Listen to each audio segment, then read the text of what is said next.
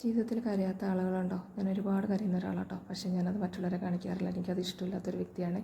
മനസ്സിന് വല്ലാത്ത രീതിയിൽ ഭാരം തോന്നുവാണെങ്കിൽ ഞാൻ ഇതുപോലെ ആകാശത്ത് നോക്കി കുറേ നേരം ഇരിക്കുക. അപ്പോൾ എൻ്റെ മനസ്സിന് നല്ലൊരു റിലാക്സേഷൻ കിട്ടാറുണ്ട് കേട്ടോ. ഞാനൊരു യാത്ര കഴിഞ്ഞ് തിരിച്ച് വീട്ടിലോട്ട് വരുവാണേ. തിരിച്ച് വന്നപ്പോൾ എൻ്റെ ഷീറ്റെല്ലാം പൊടി പിടിച്ചു. അതായത് ഒരു 10 ഡേയ്സായി ഞാൻ വീട്ടിൽ നിന്ന് മാറി നിന്നിട്ട്. പില്ലോ കേസ് ഞാൻ 2 ഇടുന്നത്. അതുകൊണ്ട് മുകളിലത്തെ മാത്രം മാറ്റി. ബെഡ്ഷീറ്റ് ഭയങ്കര വലുതാണ്. അതുകൊണ്ട് ഞാൻ 2ആക്കി മടക്കിയിട്ട് 4 സൈഡും കെട്ടിയിട്ടിട്ടാണ് ബെഡ്ഷീറ്റ് വിരിക്കുന്നത് കേട്ടോ. ഇതുപോലെ നമ്മൾ ചെയ്താലുണ്ടല്ലോ ഷീറ്റ് നല്ല നീറ്റായിട്ടിരിക്കും. അതായത് ഒരു ചുളിവ് ഉണ്ടാകത്തില്ല. ഉറങ്ങി എണീറ്റാലും അതുപോലെ തന്നെ നീറ്റായിട്ട് കിടക്കും കേട്ടോ.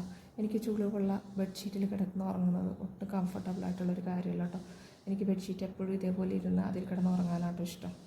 എല്ലാവർക്കും ഒരേപോലെ അല്ലെന്ന് എനിക്കറിയാം. പക്ഷേ ഞാൻ അങ്ങനെയാട്ടോ. എത്ര രാത്രിയാണെങ്കിലും എൻ്റെ ഷീറ്റ് ഇതുപോലെ ടക്ക് ചെയ്ത് വിരിച്ചിട്ടാട്ടോ ഞാൻ കിടക്കുകയുള്ളൂ. എന്നാലേ എനിക്ക് ഉറക്കം കിട്ടത്തുള്ളൂ. തിരിച്ച് നമ്മൾ വീട്ടിൽ വന്നപ്പോൾ ഒരുപാട് വൈകിയേ. അതുകൊണ്ടിട്ട് കഞ്ഞിയും പയറായിരുന്നു. അപ്പോൾ ശരി, കാണാം കേട്ടോ.